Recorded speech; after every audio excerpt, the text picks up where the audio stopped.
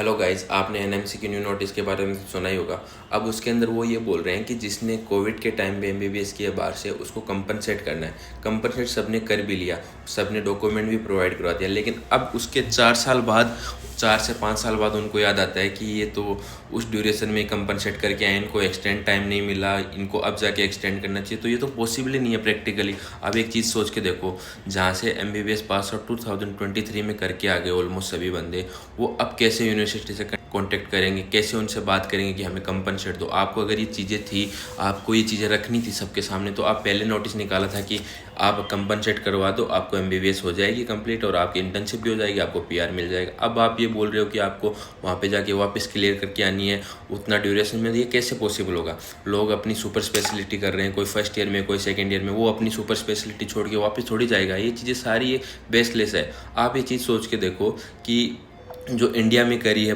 कहीं भी करी हो, उनके लिए लागू नहीं होता, सिर्फ बाहर के लोगों के लिए लागू होता है कि जो एफएमजी है उनके लिए। एफएमजी को इलीगल तरीके से तो प्रैक्टिस कर नहीं रहे हैं, वो तभी कर रहे हैं ना जब उन्होंने एफएमजी क्लियर किए। एफएमजी भी इजी नहीं है, जैसे आईएमजी करते हैं वैसे एफएमजी है, बस क्लियर करने की बात है। क्लियर करने के बाद ऑल आर इक्वल। तो आपको ये चीज़ें तो आपको सोचनी चाहिए ना। बाकी सबसे बड़ा रीज़न ये है कि जो प्राइवेट कॉलेजेस हैं वो प्रेशर बनाती है, उनको चाहिए स्टूडेंट्स सभी जा रहे हैं बाहर, सबको पता है कि हाँ यार बाहर जाके हम क्लियर करके आ जाएंगे, तो 1.5 करोड़ क्यों देंगे? वो ऑब्वियस सी बात है, सब अपने पॉकेट के बारे में सोचेंगे ना, हम कैसे एमबीबीएस करनी है।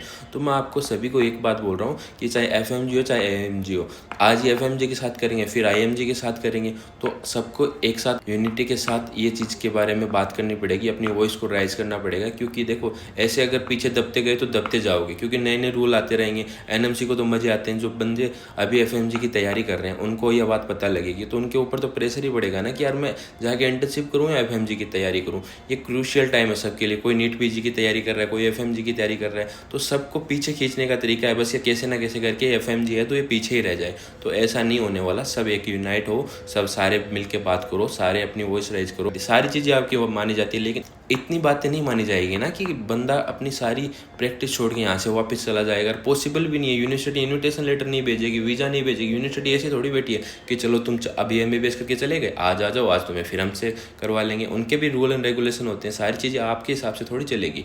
और जो चीज़ें थी आपको पहले क्लियर कर देनी चाहिए थी। जब हम पास हुए थे, हमने एफएमजी एग्ज़ाम दिया था, हम एमबीबीएस करके आए थे, चलो आप एक मान के सोचो 2018 में ये सब हुआ था, तो 2023-24 में बोल रहे 26 हो गई है, वो भी हाफ जाने वाली है, उसके अंदर आप नोटिस निकालते हो। ऐसे ये सब बेसलेस है। सबको एक साथ यूनाइट होकर ये चीज़ के बारे में लड़ना पड़ेगा और